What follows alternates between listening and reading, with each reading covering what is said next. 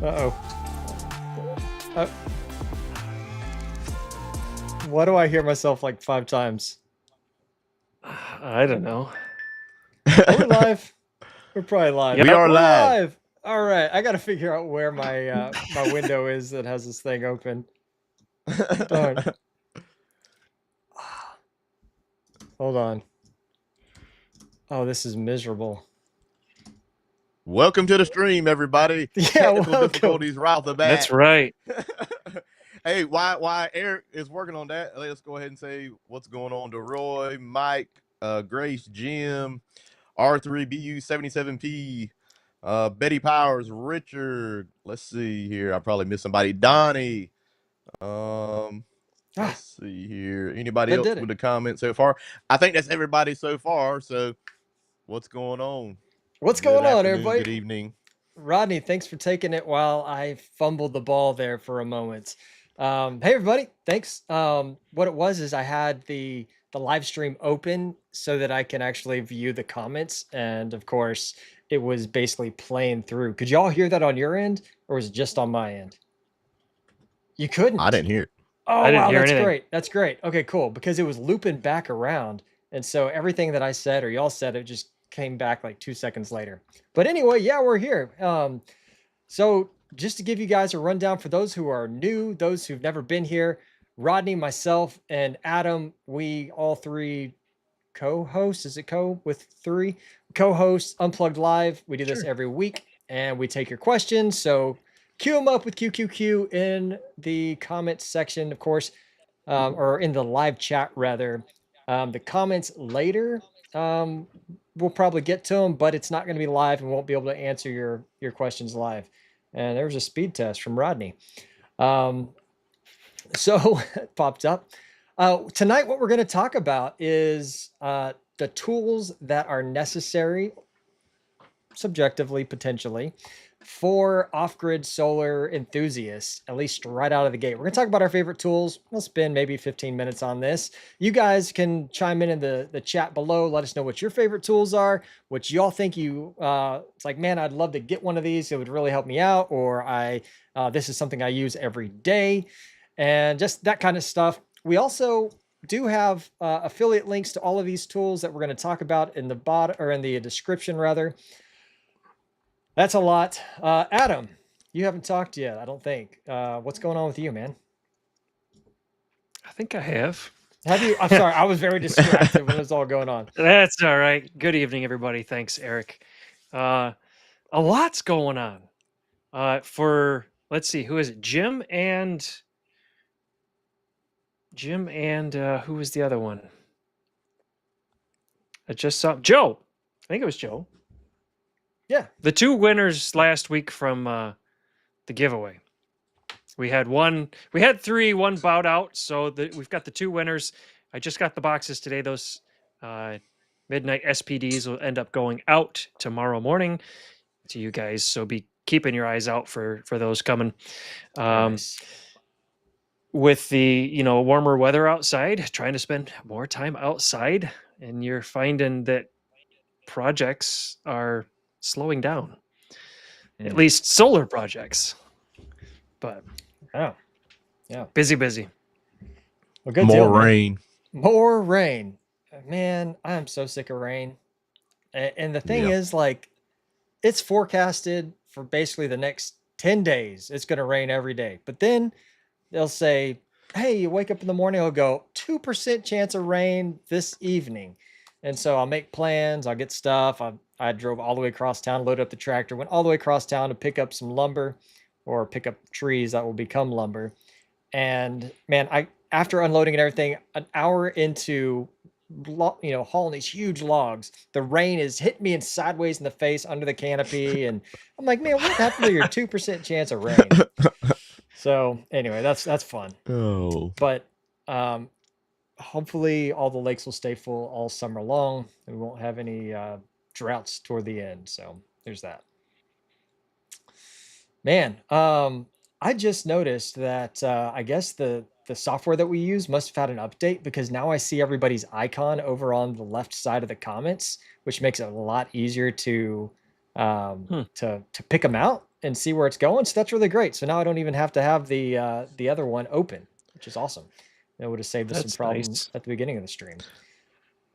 Hooray for updates. Speaking of updates, that must be only be on the host one. Yeah, I think it's just on the host. Speaking of updates, Donnie says, anyone notice anything different with EG4 monitoring today after it was down yesterday? I didn't know it was down yesterday. My BMS current limit icon below battery didn't tail off approaching 100% SOC. Watts did, but not amp rating. Interesting. I haven't noticed this.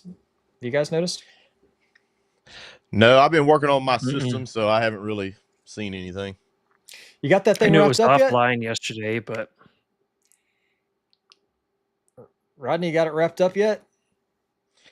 I do not have it wrapped up. I do have the Grid Boss on and my Flex Boss 18 on and the 12K on, so they're all connected. Nice. All of it seems to be working. I haven't turned the grid power onto the Grid Boss yet, because I still need to move all my loads from my main load panel over to my new load panel, I guess you would call it. And I want to make sure everything works before I started moving the load. So I didn't even put the solar on it until I got the inverters working. So I got the inverters working today, and then I moved all the solar over to the 12K and the 8 Flex Boss 18. So they take a lot more solar in than them 6000 XPs, that's for sure. And so basically I took one 6000 XP and put it all on one MPPT, like on the Flex Boss 18. So that's pretty cool, because they can take a lot more amps. So it will be very shortly that I have some videos out on it and be able to do some testing and finally getting somewhere. But it's just been raining. That's why I haven't been able to make videos and really work on it, because the stuff you need to work on is on the outside. And every time I try to put up something, the wind starts blowing and it just blows my stuff away and breaks it. So that's why I haven't got anything out. I have had some days off, but yeah. Try not to get the inside wet, I guess. Nice. Well, let's see. We'll do a few more shout outs. I'm not sure, because I was very distracted and couldn't hear anything, who all you've already talked to. But, of course, Jim's in the chat. We see that. Joe Schmidt. We got Richard Bison. Welcome. Let's see. Reboot 77p. I don't know. I tried my best with these things, but Mike's Garage, howdy. And a few others that I saw in here. George and Rod Solar World. I don't think I'd heard you guys shout it out, but hey, welcome. Thanks for being here. Let's jump into some of our must-have tools. Rodney, what's on your list? What's your show and tell this evening, whatever it is? All right, It's been a long week. So what I've been using this week is basically stuff for large wires and punching holes for knockout. So I've used several of the hydraulic knockouts for holes in your electrical boxes and panels and stuff like that. And all of the ones I have leak. So I basically went and got a manual one, and we'll leave a link for this thing. It's the Klein. It is a little more expensive. I think this was $200 and some, but depending on how many holes you need to knock out, it might be well worth it to get something is going to work, even though it's manual, and this will fit in a lot of tight spaces. So, whoop, about to break the thing. So this is definitely one option here, and it comes with a whole set, different hole sizes. And then another thing I got is a hydraulic crimper for, I made battery cables. So you got one of these, and it has the case. It's pretty cheap off of Amazon, but it does work. It does do the job. So I think we have that one linked up as well down in the description. Yeah. And another thing, I use a bunch of 3/0 wire, and it's very hard to bend it. So I use this little tool here to bend it. You put it basically on a ratchet. It just goes on there. And there's different tools you can use, and you put this on the wire, and it will bend it easily. So it definitely helped out a lot. I did not know that exists. Like that, I just always took the end of a box wrench or a crescent wrench or whatever, stuck it on there and yanked it down, and then put a little extra tape around the crease that I just put in the insulation. And so that's kind of what it looks like if it's zooming in on my face. But, it just looks like that. And it won't mess the wire up. Yeah, that's pretty cool. So, and it's pretty inexpensive. So we have a link for that. And then cable cutters, some real ones that will cut 4-aught cable because I was using 3-aught. So this is a Klein tool. We'll have a link for this below as well off of Amazon. I'm just telling you, it was $80 and it's well worth it. Once again, Well the hobo version of what I was doing.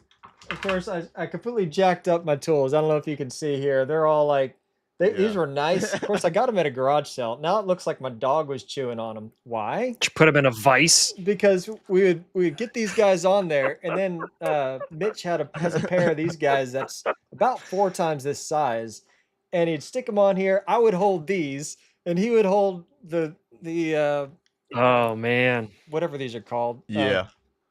Channel locks. Those big old channel locks. And so just get the big ones that he's got and be done with it. Yeah. And then I have one thing that I want to show you that I don't have linked, but I have this expensive wire cutter for larger wires. It does like 2-aught to 4-aught or something like that, or 1-aught. Nice. And it didn't work that great to me. Oh. So I end up using my cheap one off of Amazon. Yeah. And I don't have a link for this, but you can find them on there. And this one works great. I would just say get the cheap one. So expensive is not always better. Once again, not doing it the right way. I just grab these guys and just kind of lightly go around the edge of it, and then it kind of pushes the insulation off. I'm going to get myself kicked off of this channel.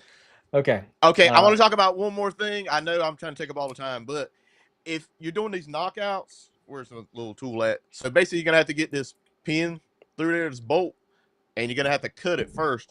So use an impact like this from Harbor Freight. Okay. This little cutter here, this hole saw cutter. That thing works great for the little metal cutouts. So Harbor Freight, go pick some of these up. Oh, use that as your starter? As your starter, yeah. And it cuts through it good, like pretty thin metal. It cuts through them great. It's like the Milwaukee's, but a lot cheaper. Nice. That's all. All right. Adam, what'd you bring for show and tell? Well, it sounds like I need to buy one of everything that Rodney showed, but I haven't had to mess with 2-aught, 3-aught, or 4-aught cable yet, at least on the AC side of things. So I actually threw a lot of the stuff that I have used over time on my website. So I'm going to actually just switch over to that page real fast. Yeah, let me pull and show. Give me a second. Here we go. I'll swap you out. I just need to find the right one. It's gonna be me for a second, but let me swap myself out. Let's see. Can I do this? Yeah, there we go. Boom. All right.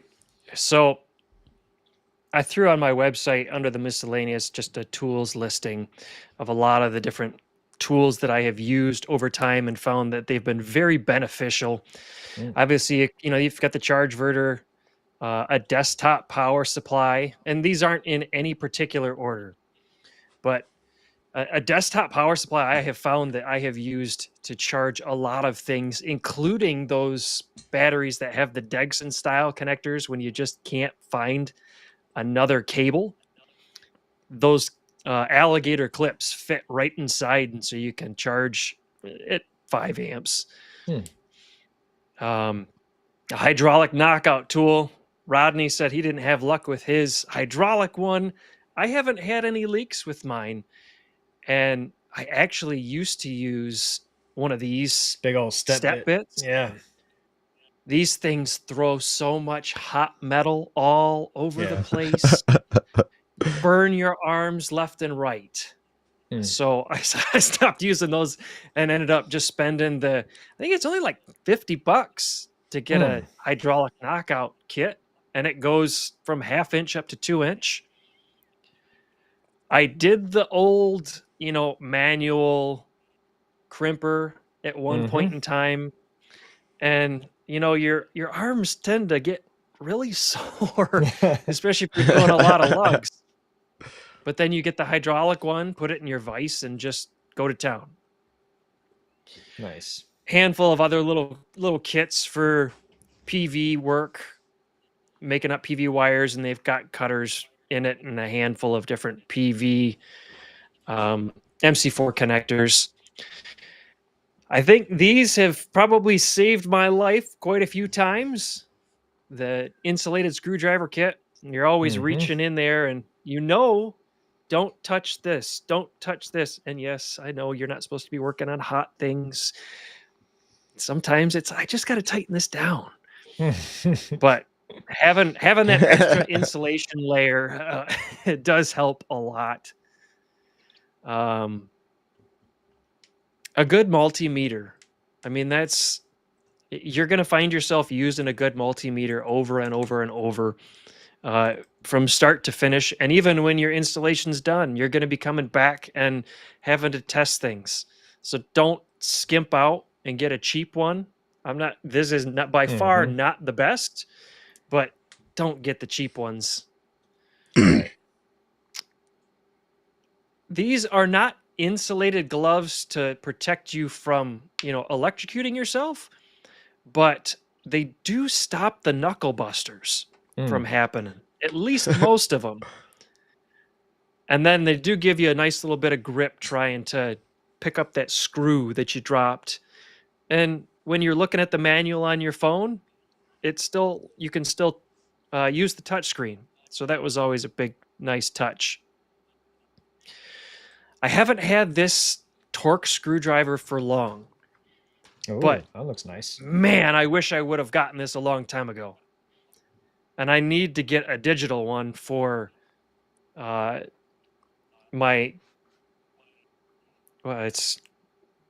my big lugs. I mean, I've got a manual automotive style, So I foot guess, pounds. torque wrench. Yeah, foot pounds. It's all foot pounds. So you're always saying, hey, Siri, convert Newton meters to foot pounds. Right. And then it gives you inch pounds, and then you got to multiply by 12. Yeah. Yeah. And so you got to do all the math and everything to figure it out. So I need to get a digital one, but this one has been really nice because it does allow you to switch between foot pounds, Newton meters, inch pounds. Oh, nice. You just pick what you want and scroll through. And then another little toy that I've been playing around with recently, looking at just the different waveforms and stuff. A digital oscilloscope. I would not recommend buying one of these for, if you're just installing a system just to put it in and be done with it. But if you're looking to, dig into things a little bit deeper, having an oscilloscope and seeing, do you have a clean waveform versus, something that's kicking out dirty power. Nice little tool. Nice.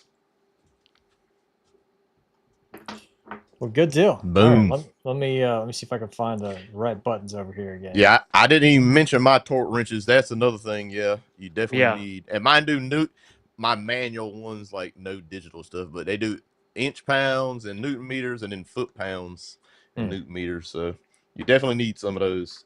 Yes. I should have a be able to screwdriver do the one, too, math that's a in my torque head wrench. now.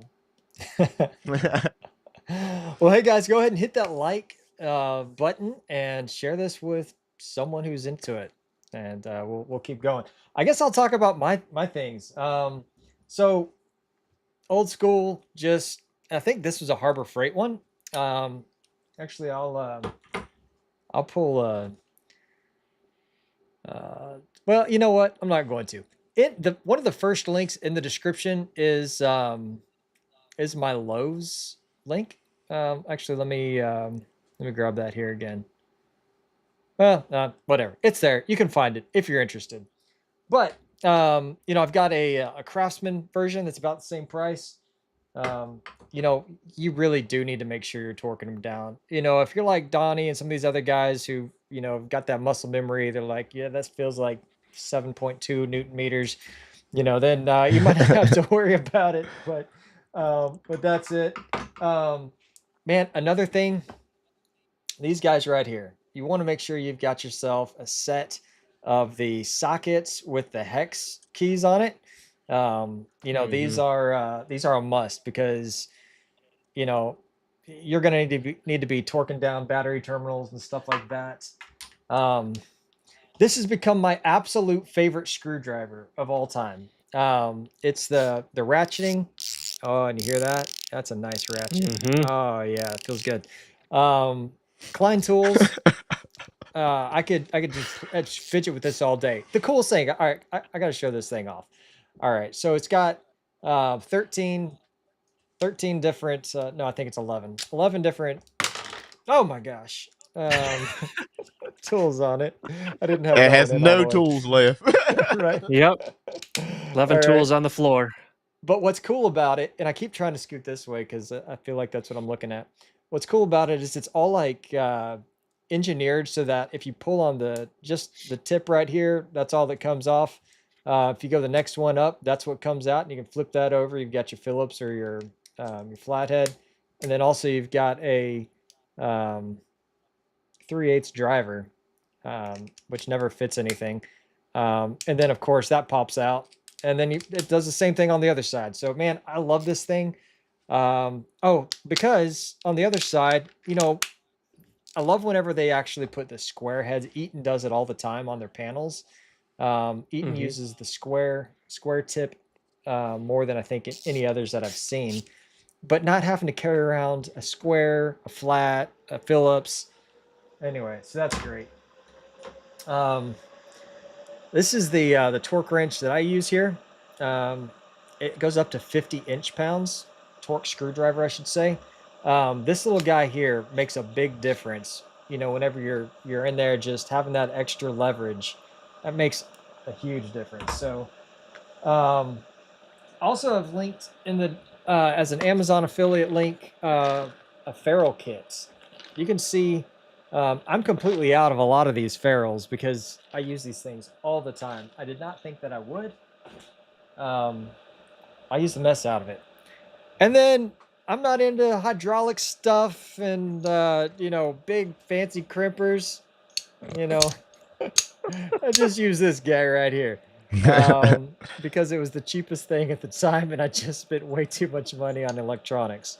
So Hey, it works. yeah, you just stick the stick the crimp in there, or the lug, smash it with. Don't do it with the framing hammer or, you know, finishing hammer. Like, get yourself a good sized sledgehammer and hit it, because you just have to kind of go at it a little bit, and then it's gonna bounce too. So there's that. All this stuff is in the descriptions for all of us. It makes us a few bucks. You know, if you buy one of these, we'll make like 17 cents or something, but every little bit counts.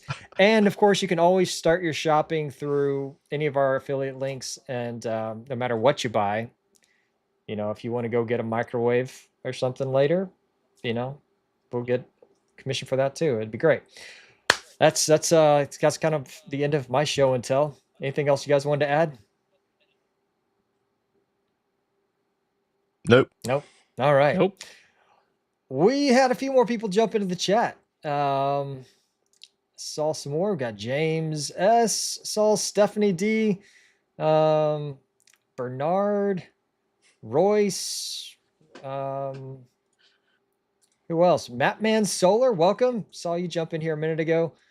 Donnie says his crimper is awesome. NC Hydro. Randy L. Grace Fisher.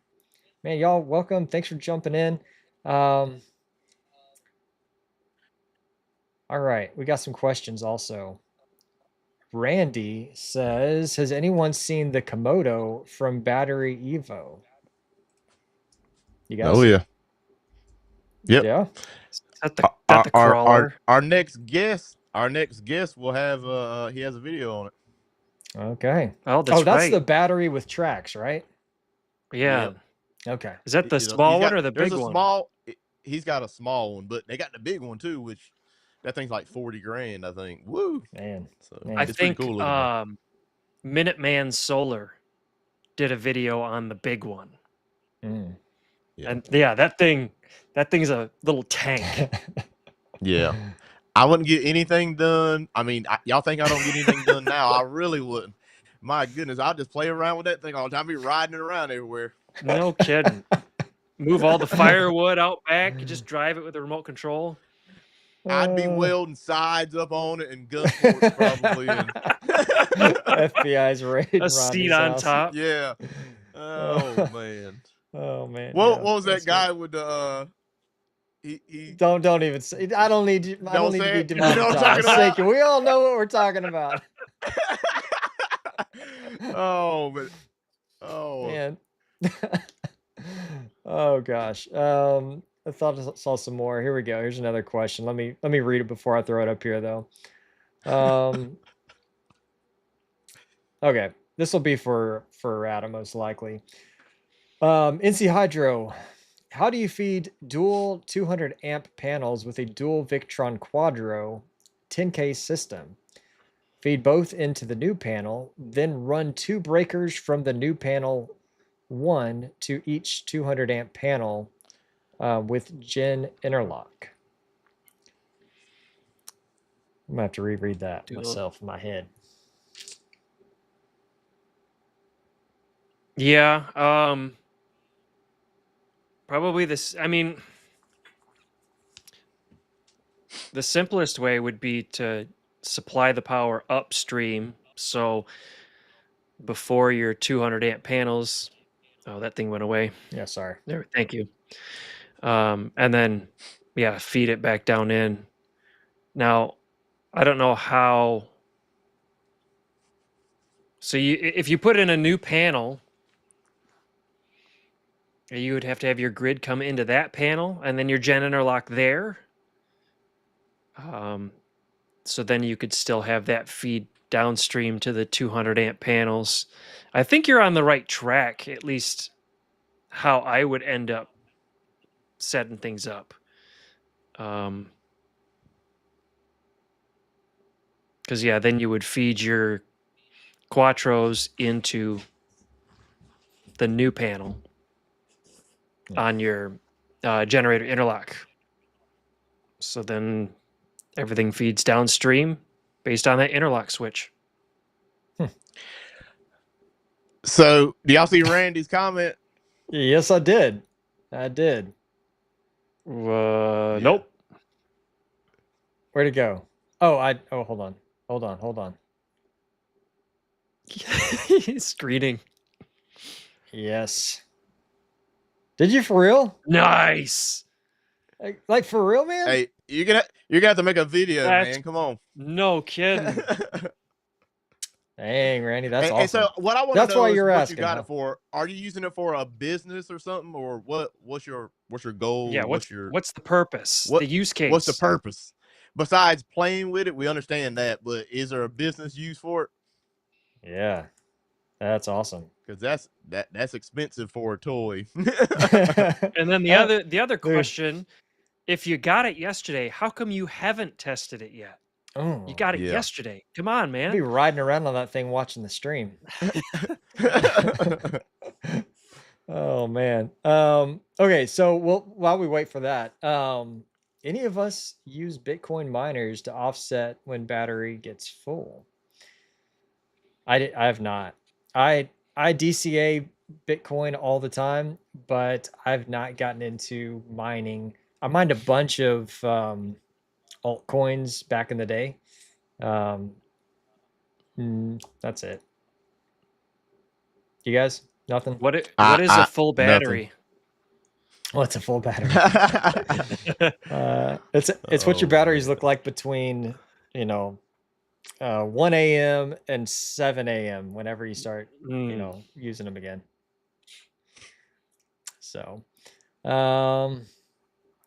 let's see here. What else do we have? I saw some more cues. Didn't anyone watch the 775 videos on the 18K PV and SolArk 15K? Can run of y'all. Maybe one of y'all? Yeah, one of y'all. with 18 kPV, run an identical test. Hopefully it comes out better. You must be talking about Engineer 775. I have not watched it. No. Why? What happened? Yeah, I watched it. I guess we're gonna have to watch. Okay, what happened? So Engineer 775 went through and did. He's doing like a mini series on an actual comparison of the 18K PV with side by side to the SolArk 15. Oh, okay. 15K. Cool. And so he hasn't had any direct experience with the EG4 stuff, so he's kind of walking through his thoughts and pointing things out. And some of the stuff I agree with, some of the stuff not so much. Like he mentioned, the EG4 inverters still communicate with China, which they don't. If you do the packet capture, you can see that they end up landing at an AWS server in California. He doesn't like the naming convention. I don't blame him. I don't like the naming convention either. I mean, there's some things that it's. Is the price in difference with SolArk still worth it? That's always gonna be my biggest thing. Is the price difference gonna be worth it if you're buying something that's more expensive? Yeah. What is the difference on that? Is it twice as much? Is it half? I don't know what it is now. Because I'm just thinking, like, look, if the China thing is the biggest deal, like if that's your biggest down breaker or whatever, then buy 2 of them for the price of 1. Stick 1 of them in a Faraday cage or in a hole in the ground. And when China sends the packets that crashes all of them, you just take it off the wall and you don't put your Wi-Fi dongle up because the United States is falling apart anyway. And then you just hang it on the wall and go from there. Don't put it online.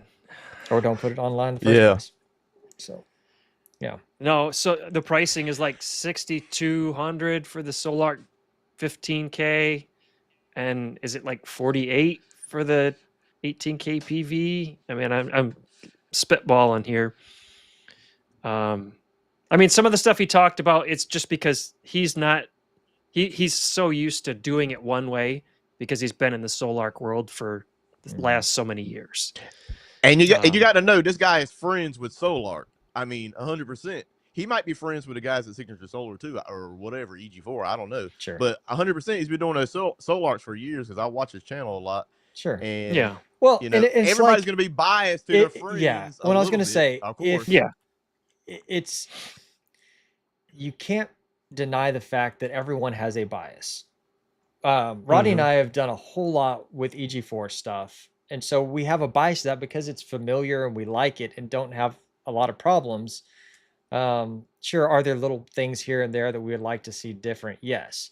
Does that mean that we will, say that EG4 is the most amazing thing in the world? No. But it's a great brand for what it does. But that segues into James S's question on what are your thoughts on SolArk inverters? He's curious about the EMP Hardened 15K one. Great product. I mean, from what I've seen, it was the gold standard whenever I was looking for my stuff, 3-4 years ago. I think it's a fantastic product, and they, it's just very expensive. I couldn't afford it. If I could have afforded it, I probably would have bought it at the time. I mean, it's probably safe to say that, 2 maybe 3 years ago, for anybody looking to get into the solar market, SolArk was on their list to look at. Yeah. And then there are other EMP hardened options out there. All the grid bosses, the flex bosses, FlexBoss 21, FlexBoss 18, are also EMP hardened. They're still working on their piece of paper that says it is. But the 18K PV is as well, right? And this is the 777, 75, whatever guy was saying. I haven't seen the video. Okay. Cool. Let's see if we have any more questions. Okay. What's going on with the EG4 8K EXP 240. Don't see many reviews on it. So Will did that like don't ever buy this video. Is it the Mega Revo version? And Oh yeah, yeah, the white one, they had a right? lot of problems with it. Yeah, and after that, I think it was just like not trying that. Nope. So I think Will killed it. I don't think they could. They didn't fix some of the problems with. I think was the reasoning behind them not pushing them because they couldn't fix the problems, and I Yeah. think they're probably still problems. Yeah. You know. Yeah. I imagine so. All right. That's the one reason they went to Lux Power. I think right after that, I think is when they started releasing the Lux Power stuff. Yeah. If I remember correctly, so they're It's definitely pretty not going to close. go back. Yeah. Yeah. All right. With an EG4 system, can you set them up to reserve, let's say, 50% of the battery? So allowed to drain to 50%, then auto switch to grid, then fill back to battery once above 55. I haven't done it exactly like that, but I'm pretty sure they're pretty flexible. Yeah. So I did this with my parents. Yeah. I did this with my parents a lot of times because they got only one battery right now. I'm getting ready to add some more. So if there's a storm coming, I'll set it to be like go down to 85% and stop. And then, you know, when it gets above 95, I'll let it start again, you know. So you can set it wherever you want, and then it's instant. You can do it on the app, and it's pretty fast, and you don't have any problems. And you can set it back to 30 or 25 or whatever you got to set at normally. So if you want to set it at 50 normally, that's fine as well. Cool. Yeah, that's great. So that was all the questions that we had, at least with QQQ. If I missed one, go ahead and just put it in again. Be sure to put QQQ in front of it. I get so distracted trying to read the comments. So if it's not in there saying QQQ, I'm not going to see it. In the meantime, let's jump over and take a look at some of y'all's stuff. So we've done our show and tell. Let's take a look at JohnGyver's most recent project here. So he's been busy. Oh yeah. All right. I think it's the 3+ share. There we go. All right. John has grass. Way more grass than I do. That's great. Good job. Is that is that an automatic mower in that picture? A robot? I think it's a bag of trash. This right here. Yeah, I think everybody sees what they want to see. I think it's a hefty bag. Wow. Yeah, from my tiny little screen, it looks like it's one of those battery powered mowers. Yeah. That's funny. Yeah, I can see the wheels on the back. Yeah. All right, so it looks like John put some posts in, and I'm not reading what he's saying here. And then he painted them black and added some wings. Nice. Okay. I do like the flat black look. Yeah, man, it does look good. All right. So then the wings grew feathers or bifacial solar panels. That looks awesome. And it's got them all connected. Got them on some unistruts. Looks good. 3 linear actuators installed. Very nice. Nice. Going through here, just kind of breezing through. And looks like he's got all of his switch gear and a windmill. It's making energy that way. No, man, this looks slick. Like that's a nice clean backyard. Going into the shed. Yeah, looks so good, man. I'm looking out here just like I need to step it up. Yeah. Stop looking at my backyard. Yeah. I think we already showed that stuff a few times back. But yeah, looks so good, man. Looks great. Congrats on that. Kudos. If you guys want to send us your stuff and feature it here, just send your photos to live@easttexashomestead.com. What were you saying? And did you show the ones with the pool? Yeah, the pool and the pergola. Did you show that? Was it even farther? Yeah. It might have been towards the bottom, yeah. I thought these were ones we'd already shown. Okay, looking inside the box. Know the pool Let's get clean inside the box. all of that. Man, just looks so pretty. I know. And then Mine looks there we like a go. rat's nest. Where? No. Oh, it was another one. There You're we looking go. at Okay. Yep, There's a there they different are. email. Yeah. the first email. There we go. Oh, so we already showed that stuff. Okay, Yeah. just kidding. There we go. All right. Then he got busy again. How about this, dude? Sorry, I was showing old stuff, but it all still looks so good. It's got a pool.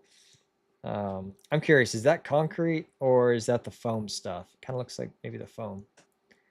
For the post, rather. Looks really good. You can see the trench. More bifacials underneath. Looks good. Man. That's a nice Oh, workspace. oh right that's by a the cool pool, shot too. right there. Yeah. That's a nice shot. Yeah. Then batteries. Oh, he got his third one in. There it is. Nice. Okay. There we go. And then more on it. But yeah. That's cleaner than any of our installs. Dude, it looks so good. Yeah. Man. I just want Hit mine the like to work. button for John's setup. Man. Yeah. Poster concrete. And a lot of it, John says. Okay.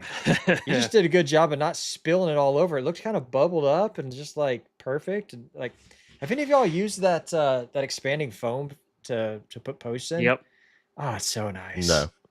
Man, It you is. just It's crack it, nice. just dump it in there, and it just it's so nice. Doesn't work well in sandy soil. Is it not? It just kind of pushes the sand out of the way. Everything can still move. Yeah. Okay. Well, let's see.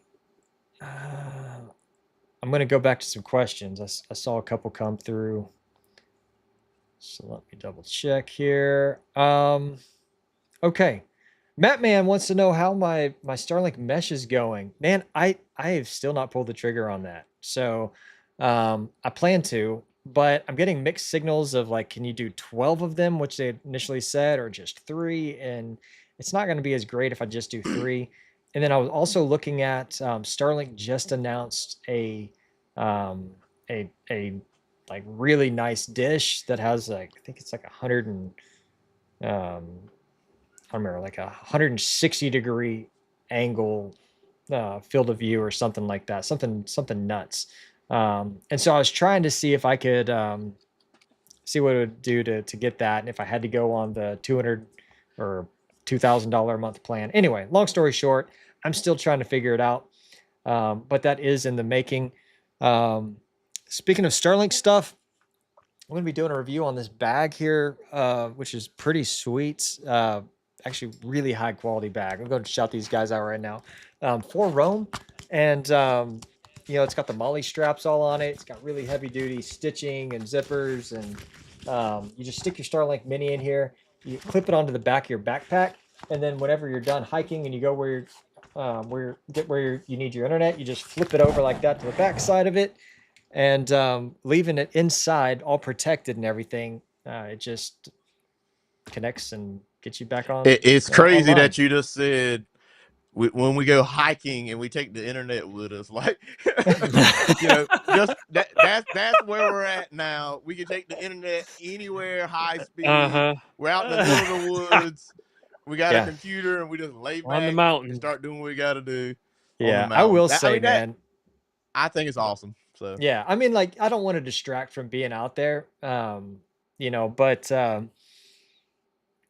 you know, I had a buddy who was just telling me this morning that he was solo hiking for a few days, a couple weeks back, and didn't have cell reception or anything.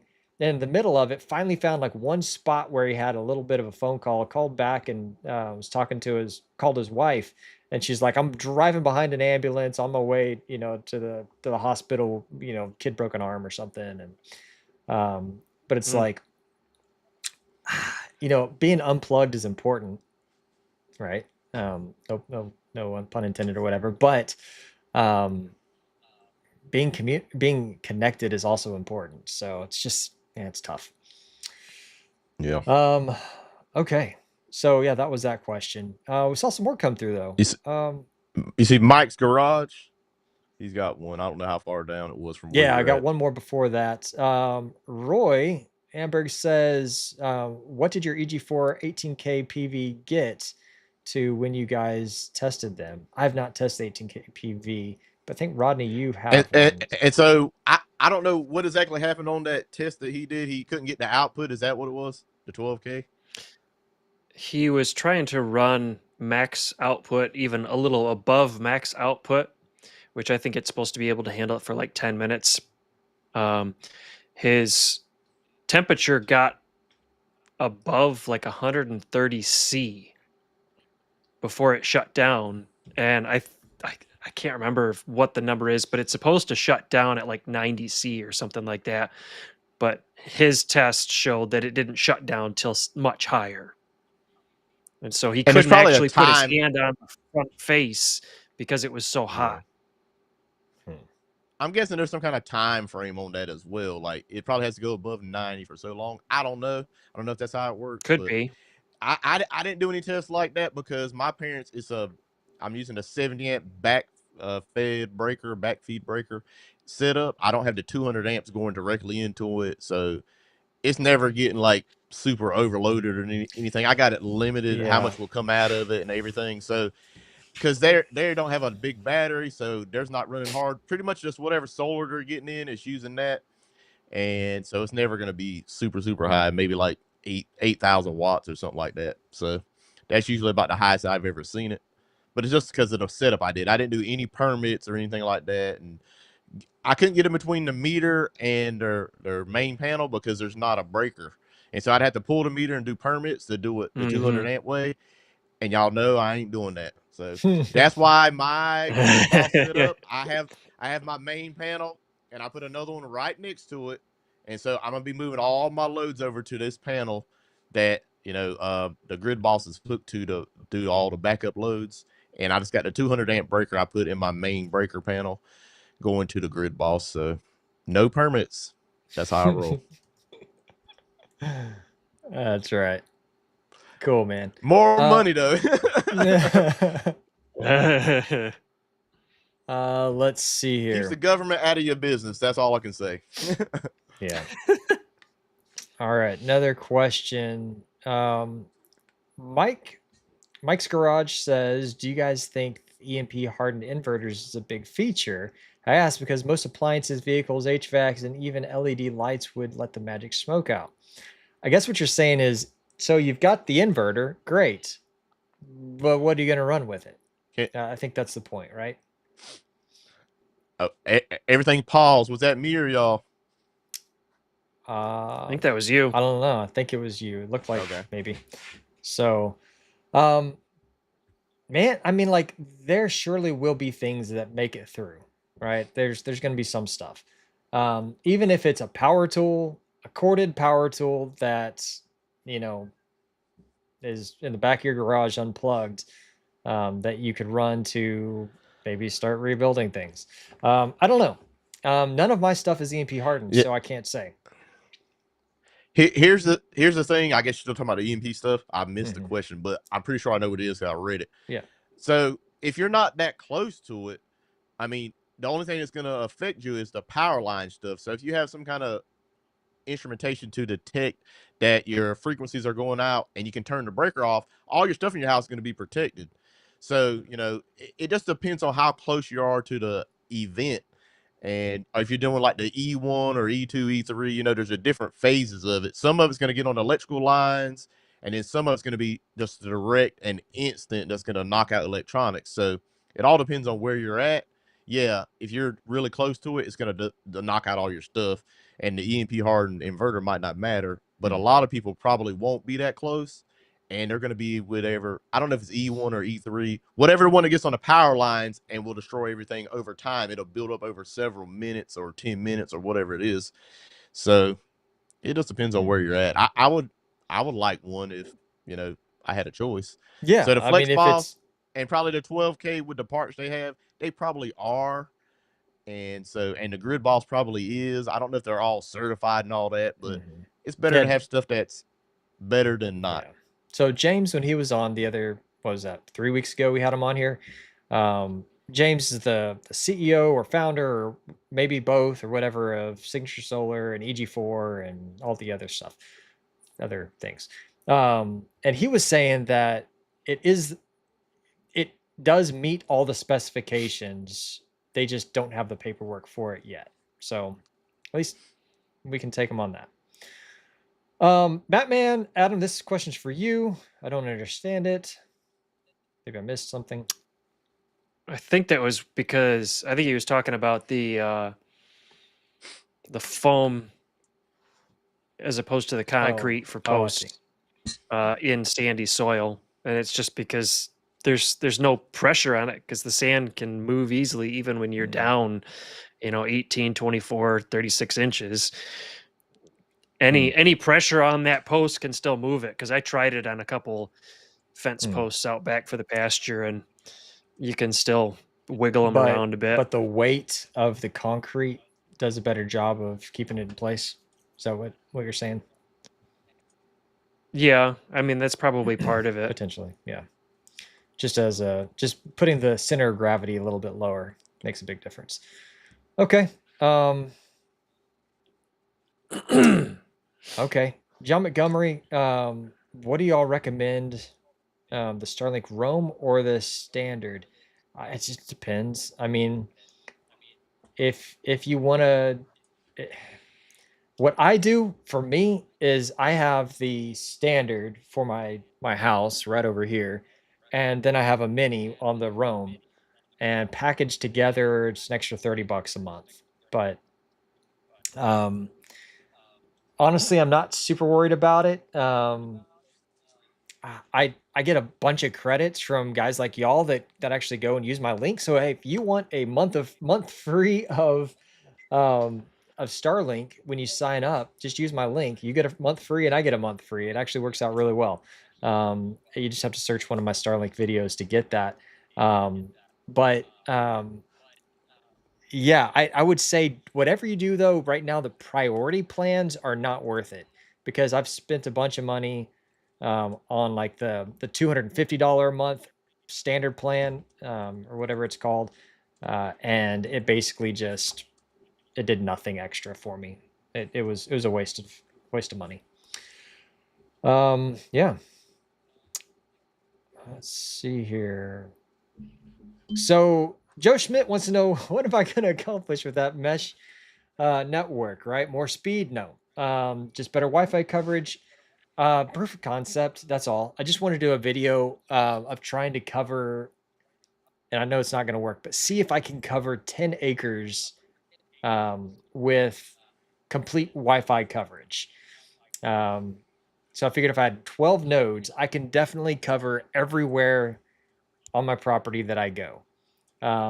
They're not the greatest routers in the world, but for $40 a piece, I thought it would be kind of a cool video to put out. So that's it. There's no one on the internet right now that's showing more than 2 of those routers. So it's fun to try. Yeah, I think I've gotten 8 acres covered before. Not with any of the Starlink stuff, but yeah, it's nice. Fun to be able to walk, far, far away to the backside of somebody's property. Yeah. Pull out your phone and you see 2-3 bars. Yeah. Right now I've got a node in the barn, I've got a node in the house, and then a node on the far side of the house that kind of covers the chicken coop in that area. And so I've got pretty good coverage. I lose it when I go down to the sawmill. I would love to have internet over there because that's also a cellular dead zone. So I've also got some Ubiquiti dishes that I've thought about just like blasting down to the mill. Yep. So yeah, there's that. Man, we got 6 minutes left in this stream under our normal policy. So we're gonna have to wrap it up here, but let's do lightning round and see if we can get through the rest of these. Okay. Do any of you think, this is from DC Possum, do any of you think that EG4 will come out with another off-grid inverter to bridge the gap between the 6 9,000 XP and the 12,000 XP. 9,000 XP? Anyone? I don't think so. But I do think they're going to be coming out with a whole suite of additional inverters this fall. I think September is going to be an interesting month. So that's just what I'm feeling right now. And then just got a super chat from John. Oh, Joe from Joe. Excuse me, Joe. Sorry, it was He's gonna take it covered. back. I got to get all the way back down. I'm zooming down. Thank you, Joe. Appreciate that. Sorry, I it was half covered. I saw the J. Also, Joe says I have 5 acres covered at my parents' place. Yes. And then Wagner family, welcome. I don't think I've seen you guys. Maybe you've been chatting all night, but they use the Ubiquiti Dishes as well. So yeah, I might have said this once before, but I plan to use my dishes to actually like go from where I'm at all the way to downtown Tyler, which is miles and miles and miles. And I was trying to hit a skyscraper, a high rise. Yeah. Get back to that last question that I saw. DCO OCD says, is there a way to toggle between 2 different brand inverters using SolarAssistant as a workaround? That's Adam's alley there. I mean, manually, yes. If you had the connections to each inverter connected to SolarAssistant, you could go into the settings, hit disconnect, and then change the inverter type and then reconnect. I mean, I did that for different batteries before, but never for inverters because it's going to mess with all your stats. It might just be worth getting a separate SolarAssistant install for the other inverter. When you guys do your SolarAssistant, do y'all buy the prepackaged ones? Do you spin them up yourself? Is there a Docker version? Can you do I did a Docker inverter? prepackaged. Okay. Yeah, I did. I did. Prepackaged as well. I did the software download because I had a handful of Raspberry Pis laying around. I mean, it takes 5 minutes to load it on an SD card and get it up and running. I did. I don't know if I don't think I can show this. But I logged into my SolarAssistant this morning and noticed some changes. And I am on the beta of SolarAssistant, but even the update that was loaded to my copy wasn't even a part of the beta listing. So it was newer than the beta. Interesting. And so they've got some interesting graph changes coming, it looks like. Some potential forecasting. Nice. So it looks Exciting really things to cool. And I come. was really excited to see that. Nice. That's awesome. I need to get mine back out, see if I could just like factory reset it or something and get it to connect again. I had it going with my 6000 EXs, but I have not been successful with the 6000 XPs. Let's see. Jim says that he built the orange pie. Okay. That's it. So there was something else. Oh yeah, I can't believe we didn't even open with, by the way, EG4 prices dropped on tons of stuff, right? Like yeah, someone just brought that up in the chat somewhere. Oh, there it was. Frosty froze. EG4 product prices are coming down a little bit in Canada. Yeah, nice to see. So yeah, there's some great deals out there. I did a video showing my top picks that I think are great in that price drop. Some of them have good percentages. Some of them have good just dollar amounts. It's good. It's good to see prices come down. So are they back to where they were? I don't think so. But I don't know if that's ever going to happen. I mean, I don't know. We'll see. It could. It could. Yeah. It's especially with some of the stuff getting made in the U.S. now, so I don't think it's going to come down because it's going to be more expensive, of course, to make it here. It will be my guess. The dollar loses value, and there's nothing we can do about that. So it takes more dollars to buy the same thing over time. Yeah. That's where we're at. Okay. Adam, you want to do your, outro, and then Rodney, and then I'll close this out? Sure. Well, thanks everybody for joining us tonight. I saw mid 60s, I think, for a high count on the live stream tonight. So thanks, Eric, for hosting tonight and bringing out the topic of just different tools that might be beneficial and helpful for folks to use. We've all tried to use tools that shouldn't be used. I won't mention any names. But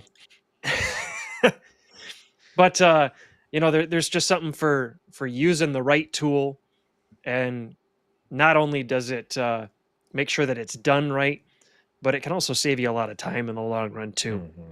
So sometimes spending those few dollars is actually worth the hassle that you would have otherwise. Let's see here. Next week and the following week, the next 2 weeks, we have special guests coming on. Next week, we have scheduled Eric from Country Living Experience. I always do this. I want to say East Texas Homestead, but Country Living Experience is going to come on and join us next week.